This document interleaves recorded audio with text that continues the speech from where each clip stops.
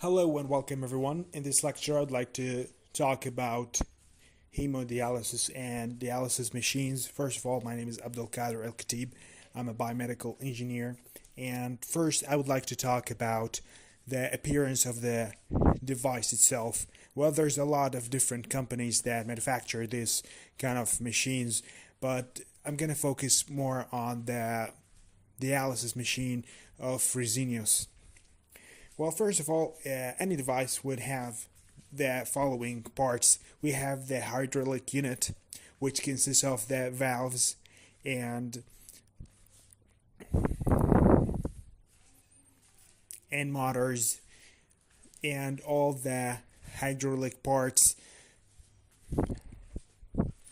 The second part of the device, which is they call it the modules and options, consists of the outside, the external blood circuit, the blood pumps, the heparin pump, the optic sensor, and the bubble detector circuit. The third part in the device, which is control unit, which is the part of the device that you could through it control the device and set up specific values and barometers. All right. Well, in general, the idea here is I'm going to pull blood from the patient.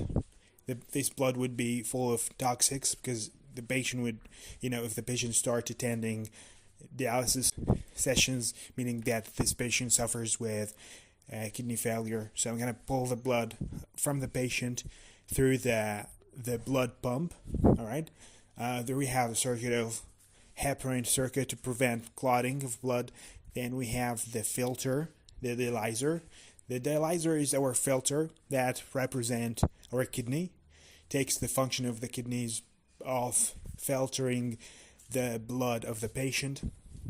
And after that we have the purified blood when we get rid of those waste products. Then we're going to return the blood again to the patient. So now I'm going to talk about, I think, the filter, the dialyzer. Well, the dialyzer, the principle of it, that it has one surface, there's the blood, and the other surface is the dialysate, which is the fluid that they're going to use for making the exchange between blood and the dialysate. And this fiber, it consists of very small holes, and these holes has different sizes, and through these holes the exchanging of the substance is going to happen. And of course those substances some of them are larger. There is a scale we use called the Dalton scale, and some of them we separate them. I'm going to talk in this in more details, which is small, medium, and large. So based on the hole, the size of the hole, diameters of the hole, make these particles go through this filter, right? So you have to notice there is no actual touching between the blood and the dialysate. Instead, there is this surface between them that prevent, because it's actually very dangerous. Because if there's a mixing happened between the blood of the patient and the dialysate, means that is very dangerous, because there is foreign fluid going to throw a cardiovascular system of the patient, which is of course very dangerous. Well, how substance actually moves membrane? There's actually a way for water, which is for water and for fluids is the osmotic way, and we have the reverse osmotic. I'm going to talk about this in details. And for substance, we have convection and diffusion, and the third way, which is ultrafiltration. I'm going to talk about each one in detail. Now, for electrolytes, such as most commonly sodium, potassium, we have the diffusion method. Simply, if we have two chambers and one of them there is a high concentration and the other has lower concentration. Well, in the way of diffusion, or the urea and creatinine, they're going to shift and move from the chamber where there is higher concentration, the chamber when there is lower concentration. And it's actually a random motion and depends on time only. There is no outside pressure being applied. There's of course other ways.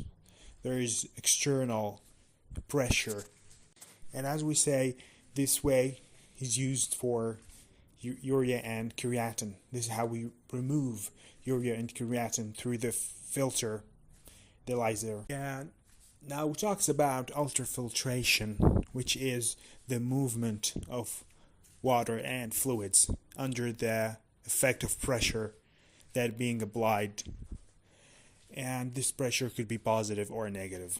Now the convection, which is the third way, it's actually the movement of electrolytes under the effect of pressure. This mechanism, if we could say, is effective to remove middle-sized substance in bodies such as beta-2 microglobulin. Now we're going to talk about the osmotic way, which is simply the movement of water and fluid from the lower concentration to the higher concentration. It depends only on time. There's no outside pressure being applied. This is the osmotic way. So just make it clear, if we have two chambers, and one of those chambers there is higher concentration of electrolytes, for example, so the fluid would move from the chamber when there is lower concentration to the chamber when there is higher concentration. And of course the reverse osmotic way is that when we apply external pressure on one of those chambers, so of course it's going to happen the reverse, which means that the water or the fluid are going to move from the chamber when there is higher pressure to the chamber when there is lower pressure.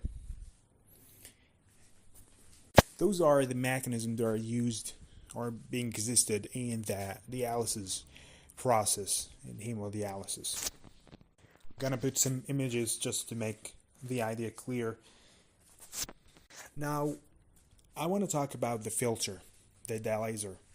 When I want to buy a dialyzer, or if I want to study the dialyzer, there is specific information, I would say 5 most important information that I have to know about this dialyzer before I buy it or apply it to my device. The first one is the membrane flux. The second one is the surface area. I'm going to talk about them in detail now. And the third one is sterilization type. The fourth one is the membrane type. The fifth one is TMP, transmembrane pressure. I'm going to talk about each one in detail later. There's a mathematical way to calculate the surface of the dialyzer, which is simply given in meter square because it's the surface area. It's actually the number of holes times the surface of each hole. Alright, because I say that this filters consist of small holes. So if I want to know that the surface of the whole filter, it's obvious equals to the surface of each little hole times the numbers of holes we have in meters square or feet square, depends on the unit. And of course, when the surface is bigger, which is better, the reason because there is more possibility that the blood is going to exchange substance and with dialysate, the fluid that we have. Makes sense. More surface means more chance for the blood to exchange those waste products with the dialysate. Now, the membrane type, I say actually it has 2 ways of manufacture this membrane type, which means that the material that are being used to manufacture this filter.